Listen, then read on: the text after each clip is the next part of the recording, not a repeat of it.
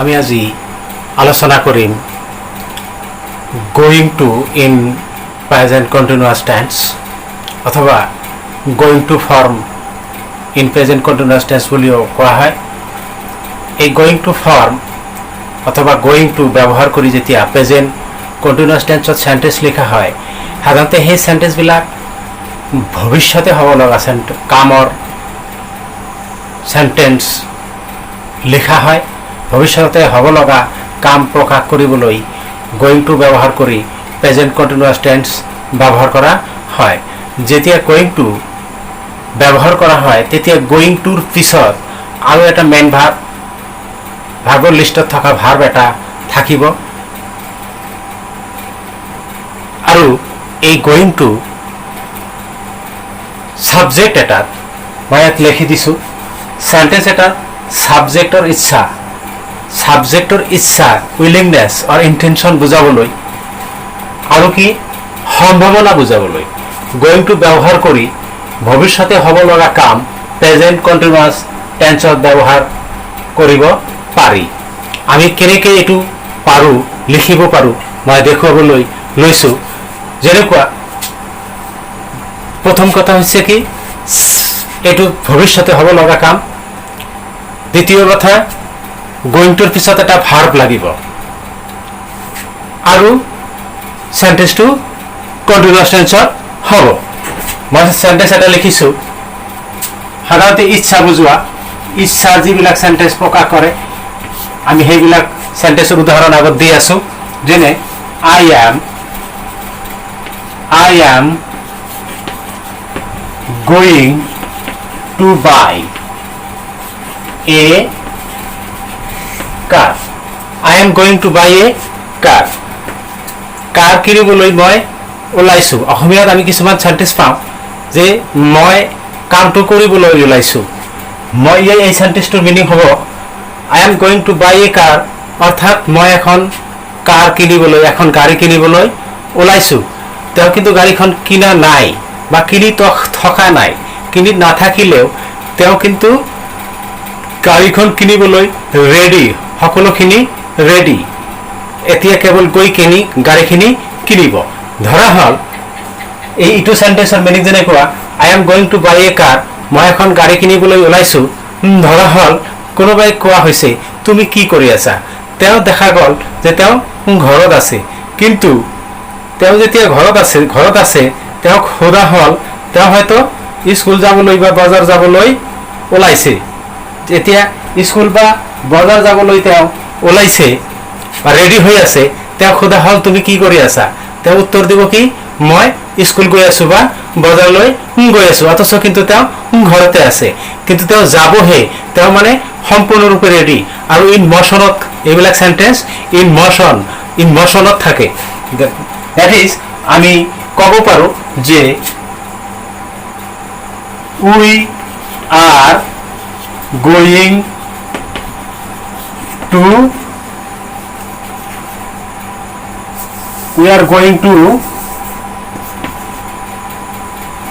read a book. আমি এখন কিতাপ পঢ়িবলৈ ওলাইছোঁ। তাৰমানে এইটো কি আমাৰ কিতাপ পঢ়াৰ ইচ্ছা নাথাকিলে কিন্তু নহ'ব। সেই ঠিক একেদৰে গাড়ী কিন্তু ইচ্ছা নাথাকিলে গাড়ী কিনা কিন্তু নহ'ব। এইবিলাক সেন্টেন্সে ইচ্ছা বুজাইছে। এনেকুৱা ইচ্ছা বুজোৱা বহুতো সেন্টেন্স আছে। ইচ্ছা বুজোৱা যিবিলাক সেন্টেন্স আমি ক'বলৈ যাওঁ, এনেকুৱা আৰু বহুত সেন্টেন্স আমি ক'ব পাৰোঁ। আৰু কিছুমান মই সেন্টেন্স ইয়াত দাঙি ধৰিছোঁ। যেনেকুৱা he is going to play cricket. He is going to play cricket. তেওঁ ক্ৰিকেট খেলিবলৈ ওলাইছে। দ্যাট ইজ বা ক্ৰিকেট খেলিবলৈ গৈ আছে বুলি আমি ক'ব পাৰোঁ। কিন্তু ক্ৰিকেট তেওঁ খেলা নাই এতিয়ালৈকে, ৰাস্তাত আছে বা গৈ আছে বা খেলিবহে। এনেকুৱা কিন্তু ক্ৰিকেট খেলাৰ কাৰণে ৰেডি এনেকুৱা সেন্টেন্স আমি প্ৰেজেন্ট কন্টিনিউয়াছত গোইং টু ব্যৱহাৰ কৰি লিখিব পাৰি আন কিছুমান সেন্টেন্স যেনেকুৱা she is going to tell a story she is going to tell a story তাই এটা গল্প কবলৈ ওলাইছে বা তাই এটা গল্প কবলৈ গৈ আছে কিন্তু গল্পটো এতিয়ালৈকে কোৱা নাই ফিক্সড নিৰ্দিষ্ট যে তাই গল্পটো সিওৰলি কবই এনেকুৱা কিন্তু সেন্টেন্সটো বুজাইছে আৰু এনেকুৱা সেন্টেন্স প্ৰেজেন্ট ইনডিফিনিট টেন্সত লিখা হৈছে আন এটা সেন্টেন্স এই গোটেইবিলাকে কি বুজাইছে ইচ্ছা বুজাইছে যে এই সাবজেক্টৰ যেটো সেন্টেন্সৰ সাবজেক্ট আছে এই সাবজেক্টৰ কিন্তু গোটেইবিলাক ইচ্ছা প্ৰকাশ কৰিছে আন এটা sentence they are going to cultivate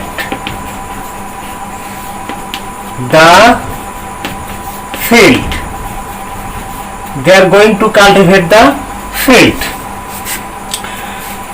হিয়তে কি কৰিছে হিয়তে পথাৰখিনি খেতি কৰিবলৈ ওলাইছে বা খেতি কৰি পথাৰটো খেতি কৰিবলৈ গৈ আছে তাৰ মানে কি এইবিলাক প্ৰতিটো সেন্টেন্সতে কি বুজাইছে ইচ্ছা বুজাইছে এনেকুৱা ইচ্ছা বুজোৱা সেন্টেন্স বিলাক গোইং টু ব্যৱহাৰ কৰি প্ৰেজেন্ট কন্টিনিউয়াছত লিখা হয় আন এটা সেন্টেন্স আৰু এটা কথা মন কৰিব লগা আমি প্ৰথম কথা কি কৈছো গোইং টুৰ পিছত এটা ভাৰ্ব লাগিব প্ৰতিটো সেন্টেন্সতে এটা কৈ ভাৰ্ব আছে আৰু এইটো যদি না থাকে তেতিয়া হলে গোইং টু দি আমি ডাইৰেক্ট প্ৰেজেন্ট কন্টিনিউয়াস টেন্সৰ সেন্টেন্স লিখিব পাৰি তেতিয়া কিন্তু ওলাইছো এই কথাটো নাহে তেতিয়া গৈ আছে ডাইৰেক্ট ইন মোশনত থাকিব এতিয়া আইছো আমি সম্ভাৱনা আমি যেটো লিখিলো অলপ আগতে যেটো লিখিছিলো ইচ্ছা আৰু সম্ভাৱনা বুজাবলৈ ভৱিষ্যতে হ'ব লগা কামবোৰ প্ৰেজেন্ট কন্টিনিউয়াছত গোইং টু ব্যৱহাৰ কৰি লিখা হয় এতিয়া সম্ভাৱনা হোৱা কামটো হোৱাই নাই হোৱাৰ সম্ভাৱনা আছে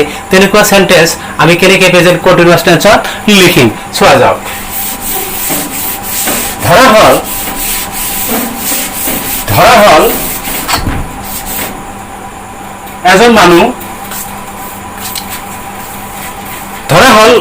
এজন মানুহে কৈ আছে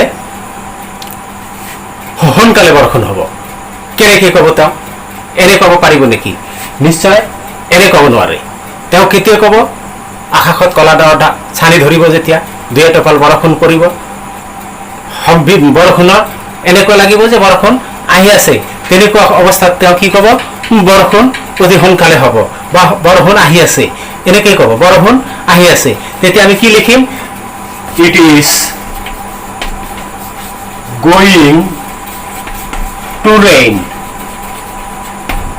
it is going to rain very soon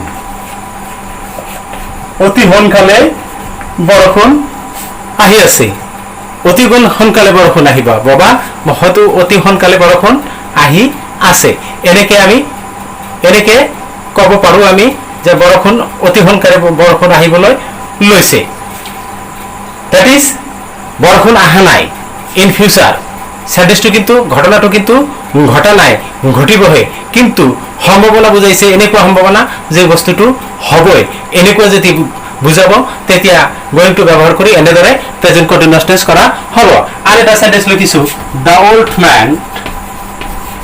old man is going to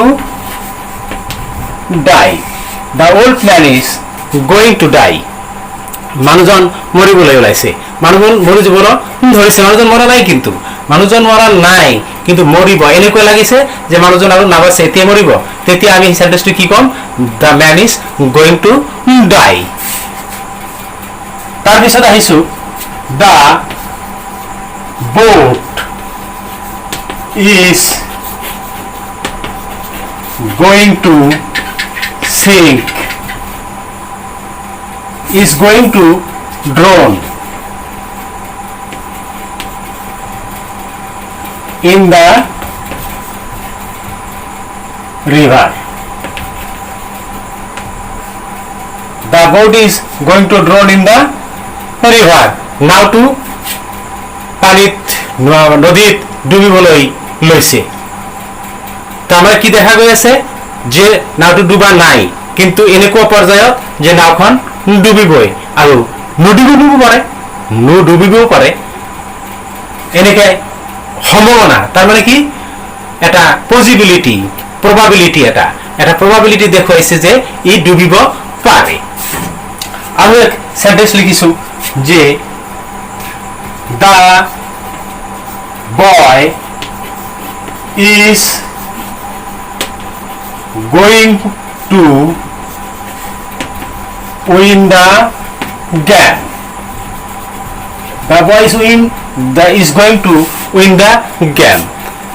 Game to ল'ৰাটোৱে খেলটো জিকিবলৈ ওলাইছে বা জিকিবলৈ লৈছে বা জিকা নাই কিন্তু এনেকুৱা পৰ্যায়ত আছে যে তেওঁ খেলখন জিকিব এনেকুৱা sentence the boy is going to win the game এনেকুৱা সেন্টেন্স আমি কি লিখিছো আৰু এটা সেন্টেন্স মই লিখিছো প্ৰেজেন্ট কন্টিনিউয়াস যেনেকুৱা সম্ভাৱনা কেনেকৈ সম্ভাৱনা বুজাইছে সাপোজ ধৰা হল এটা